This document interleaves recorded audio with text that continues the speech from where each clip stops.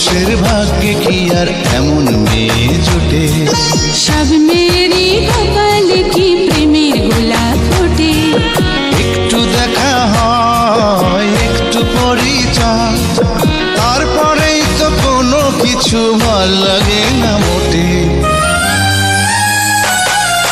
সব মেয়েরই কপালে কি প্রেমের গোলাপ ফোটে? সব পুরুষের ভাগ্যে কি আর এমন মেয়ে জোটে? একটু দেখা হয়, একটু পরিচয়, তারপরেই তো কোনো কিছু ভাল লাগে না মোটে।